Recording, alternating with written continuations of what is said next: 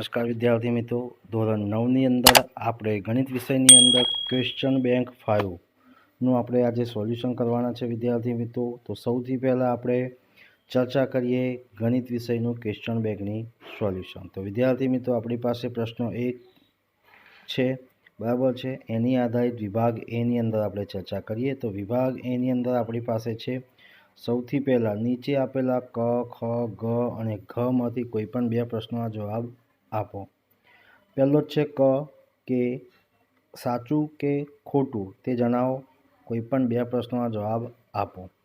Question number 1, લંબચોરસ એ સમાંતર બાજુ ચતુષ્કોણ છે. તો આપેલું વિધાન બિલકુલ સાચું છે. ક્વેશ્ચન નંબર 2, લંબચોરસ એ ચોરસ છે. તો આપેલું વિધાન બિલકુલ ખોટું છે. ત્રીજો ક્વેશ્ચન છે, સમાંતર બાજુ ચતુષ્કોણના સામસામેના ખૂણા પૂરક હોય છે. તો આપેલ વિધાન બિલકુલ ખોટું છે. ક્વેશ્ચન નંબર 4, સમાંતર બાજુ ચતુષ્કોણના એક વિકર્ણ વડે બે એકરૂપ ત્રિકોણમાં વિભાજન થાય છે. તો આપેલ વિધાન સાચું છે. ક્વેશ્ચન નંબર 5, ચોરસના વિકર્ણો પરસ્પર કાટખૂણે દુભાગે છે તથા સમાન હોય છે. તો આપેલ વિધાન બિલકુલ સાચું છે. ત્યારબાદ વિદ્યાર્થી મિત્રો, ખાલી જગ્યા આવે છે આપણી પાસે. સમબાજુ ચતુષ્કોણ ABCDમાં વિકર્ણ AC 6 સેમી છે તથા વિકર્ણ BD 12 સેમી હોય તો AB બરાબર ખાલી જગ્યા સેમી. તો વિદ્યાર્થી મિત્રો, ABની વાત કરીએ તો આપણે ACનું અડધું કેટલું થાય 8 અને 12 એટલે કેટલા 88, 64 ને 12 એટલે કેટલા આવે છે આપણી પાસે?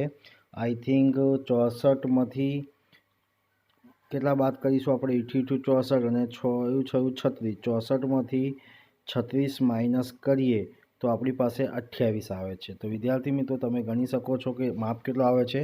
AB બરાબર આપણે 28નું વર્ગમૂળ કરવાનું હોય છે. ત્રિકોણની બે બાજુઓનો મધ્યબિંદુ જોડતી રેખા ત્રીજી બાજુને શું કહે છે?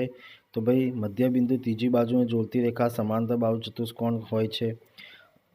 ત્રીજી બાજુને શું કહે છે? તો ભાઈ ત્રીજી બાજુ શું કહે છે? ભાઈ ત્રીજી બાજુ. ત્યારબાદ ત્રીજો ક્વેશ્ચન છે, ચતુષ્કોણ ABCDની સમાંતર બાજુ ચતુષ્કોણ જો ખૂણો A બરાબર 105 હોય તો ખૂણો C બરાબર કેટલો હોય? તો કેટલો હોય? 75 હોય. બે ખૂણાના માપનો સરવાળો કેટલો હોય? 180 એટલે 105 છે. તો ખૂણો C કેટલો હશે?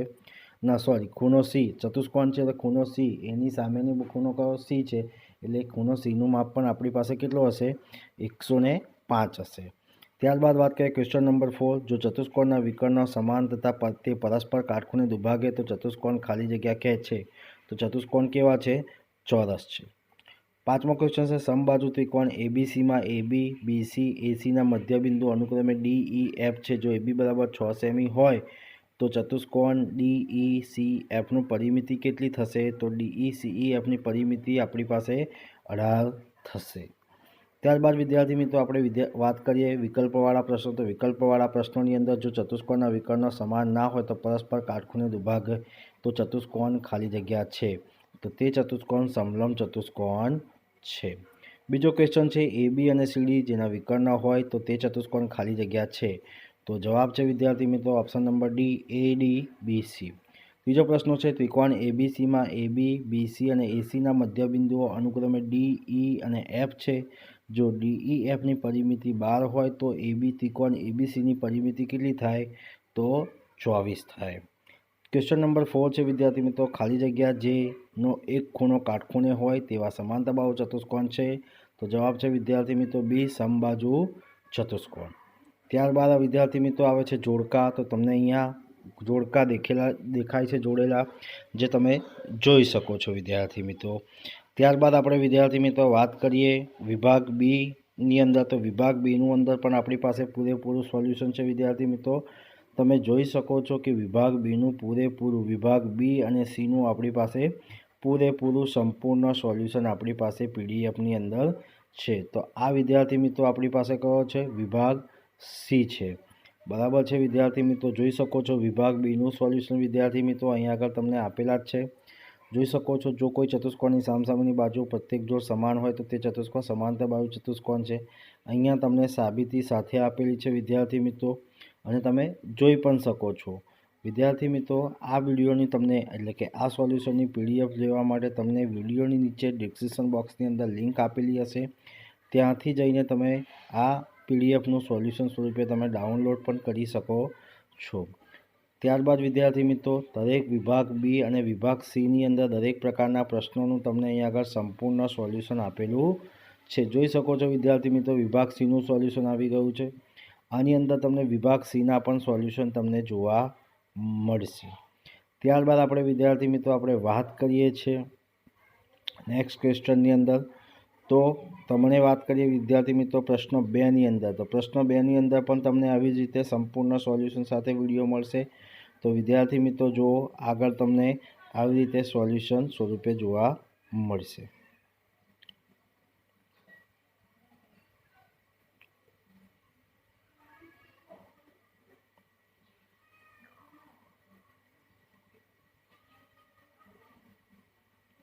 હવે વિદ્યાર્થી મિત્રો આપણે ક્વેશ્ચન નંબર એટલે કે પ્રશ્ન નંબર 2નું સોલ્યુશન કરવાના છે. પ્રશ્ન નંબર 2 બરાબર છે. એની અંદર પણ આપણે વિભાગ એની અંદર વાત કરીએ તો વર્તુળના કેન્દ્રમાંથી જીવાપટનો બળ ખાલી જગ્યા દુભાગે છે. તો આનો જવાબ તમારે વિદ્યાર્થી મિત્રો કમેન્ટ બોક્સની અંદર જણાવવાનો છે.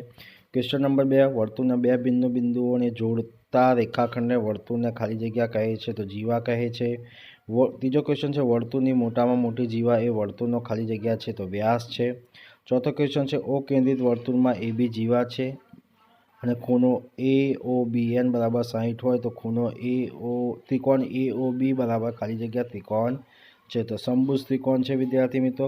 ક્વેશ્ચન નંબર 5ની અંદર વાત કરીએ તો ચક્રીય ચતુષ્કોણ A/B/C/D એટલે ખૂણો A/ખૂણો ખૂણો B/ખૂણો C/ખૂણો D બરાબર ખાલી જગ્યા શક્ય છે.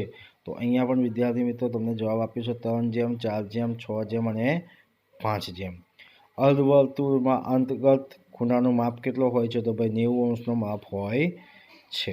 ત્યારબાદ વિદ્યાર્થી મિત્રો વાત કરીએ ક્વેશ્ચન નંબર 7 વર્તુળને જીવાના તમામ બિંદુઓ વર્તુળ પર હોય આ વિધાન સાચું છે ખોટું તે જણાવો. તો આપેલ વિધાન ખોટું છે. 8મા ક્વેશ્ચનની અંદર વાત કરીએ તો ચક્રીય ચતુષ્કોણના પાસેના ખૂણા પૂરક હોય છે. તો વિધાન સાચું છે કે ખોટું તે જણાવો. ત્યારબાદ 9મો ક્વેશ્ચન છે એક જ વર્તુળના બે જીવાઓ પરસ્પર દુભાગે તો બંને વ્યાસ હોય. તો વિધાન સાચું છે કે ખોટું તે પણ આપણે જણાવવાનું છે. એવી જ રીતે વિદ્યાર્થી મિત્રો 10મા ક્વેશ્ચનનો પણ તમને આન્સર આપેલો છે બરાબર છે. ત્યારબાદ આપણે વિદ્યાર્થી મિત્રો 11મા ક્વેશ્ચન વર્તુળના કેન્દ્ર વર્તુળને ખાલી જગ્યાના ભાગમાં હોય છે. તો અંદરના ભાગમાં હોય છે. સમતલમાં આવેલા વર્તુળને સમતલના કેટલા ભાગ કરે છે? તો 3 ભાગ કરે છે. વર્તુળના વૃત્તખંડ એ વર્તુળના માપ અને ખાલી જગ્યા વચ્ચેનો પ્રદેશ છે. તો જીવા વચ્ચેનો પણ પ્રદેશ આપણે વિદ્યાર્થી મિત્રો કહેવામાં આવે છે.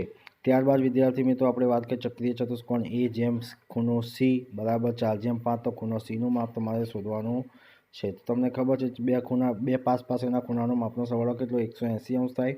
તો આપણે x ધારી લઈએ તો 4x + 5x બરાબર કેટલો 180. તો 5 ને 4 9 તો x બરાબર 180/9. તો આ ખૂણો કેટલો માપ આવે છે ભાઈ? ખૂણો Cનો માપ આવે છે 100. 100 માપ આવી જાય છે. તેવી રીતે પ્રશ્નો 2 પ્રશ્નો 3 પ્રશ્નો 4 પ્રશ્નો 5 પ્રશ્નો 6 પ્રશ્નો 7 પ્રશ્નો 8 ખાલી જગ્યા પ્રશ્નો 9 પણ તમારી પાસે ખાલી જગ્યા છે. ત્યારબાદ વિભાગ સીની અંદર પ્રશ્નો 1 2 3 અને પ્રશ્નો 4 5 એવી જ રીતે વિદ્યાર્થી મિત્રો વિભાગ ડીની અંદર પણ તમને સોલ્યુશન જોવા મળશે. વિદ્યાર્થી મિત્રો જોઈ શકો છો. તો દરેક પ્રશ્નોનું સોલ્યુશન તમને અહીંયા વિદ્યાર્થી મિત્રો PDF સ્વરૂપે તમને અહીંયા જોવા મળશે. જોઈ શકો છો દરેક પ્રશ્નોનું સોલ્યુશન તમને અહીં આગળ PDF સ્વરૂપે તમને મળે છે. તો વિદ્યાર્થી મિત્રો જો આ વિડીયોની PDF સ્વરૂપે સોલ્યુશન જોતું હોય તો તમને ડિસ્ક્રિપ્શન બોક્સની અંદર લિંક આપેલી હશે. ત્યાંથી જઈને પણ તમે ડાઉનલોડ કરી શકો છો. તો વિદ્યાર્થી મિત્રો જોઈ શકો છો તમને દરેક વિભાગનું સોલ્યુશન તમને અહીંયા સંપૂર્ણ મળી રહેતું હશે.